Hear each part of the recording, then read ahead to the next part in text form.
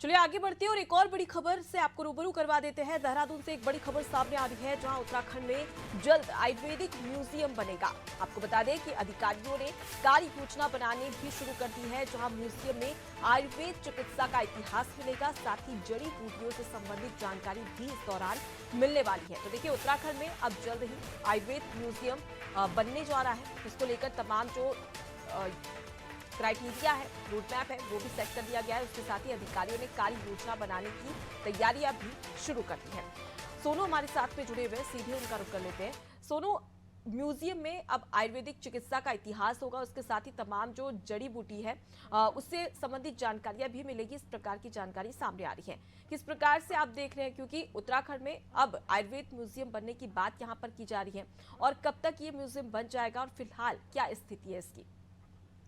देखिए अनुपमा, आप जानते ही हैं कि केंद्र की मोदी सरकार हो या उत्तराखंड की धामी सरकार हो, दोनों ही सरकारें लगातार ये प्रयास कर रही हैं कि आयुर्वेद को ज्यादा से ज्यादा बढ़ावा दिया जाए, और इसी परिप्रेक्ष्य में हम इसको देख सकते हैं। और ये बात भी सही है कि उत्तराखंड का 70% भूभाग जो है वो वन्य क्षेत्र है। तो ऐसे में हिमालयी राज्य होने के चलते उत्तराखंड में जड़ी बूटी और आयुष का और वेलनेस का काफी स्कोप है, और इसकी जो अपार संभावनाएं है, इसी को ध्यान में रखते हुए अब सरकार जो है एक म्यूजियम स्थापित करने जा रही है।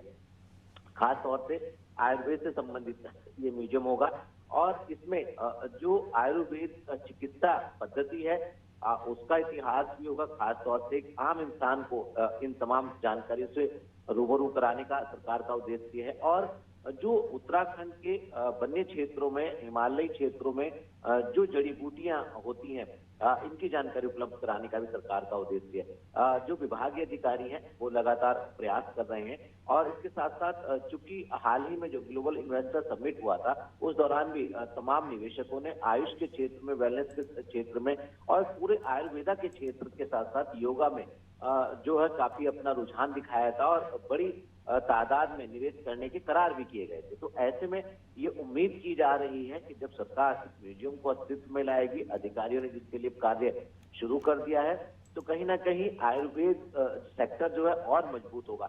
और इसके साथ साथ सरकार एक पहलू पर और फोकस कर रही है। आने वाले समय में हम देखेंगे कि जिस तरह से राज्य सरकार ने ग्लोबल इन्वेस्टर समिट का आयोजन किया है अंतर्राष्ट्रीय स्तर के, इसी तरह से आयुर्वेद पर भी एक वैश्विक स्तर का सम्मेलन सरकार आयोजित कर सकती है।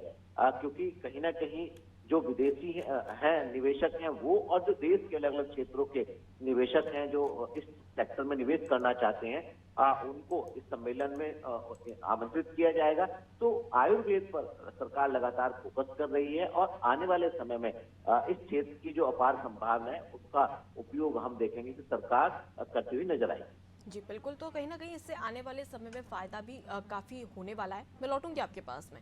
देखिए, उत्तराखंड में जल्द ही आयुर्वेद म्यूजियम बनने जा रहा है, इसकी तैयारियां भी शुरू हो चुकी है, और आपको बता दें कि तमाम जो आयुर्वेद चिकित्सा से संबंधित इतिहास है वो यहाँ पर देखने को मिलेगा, और इसके साथ ही तमाम जो जड़ी बूटी है उसकी जानकारी भी यहाँ पर देखने को मिल सकती है। यानी कि आयुर्वेद म्यूजियम बनाने की तैयारी यहाँ पर राज्य सरकार की ओर से, प्रशासन की ओर से की जा रही है। और अब ऐसे में काफी दिलचस्प होगा, क्योंकि अब सीधे तौर पर इस आयुर्वेद म्यूजियम में तमाम जो सवाल है आयुर्वेद चिकित्सा से जुड़े हुए, उसका इतिहास तो पता ही चल जाएगा, साथ ही कौन सी जड़ी बूटी किस प्रकार से काम करती है, कितनी कारगर है, इसकी जानकारी भी आसानी से मिल जाएगी।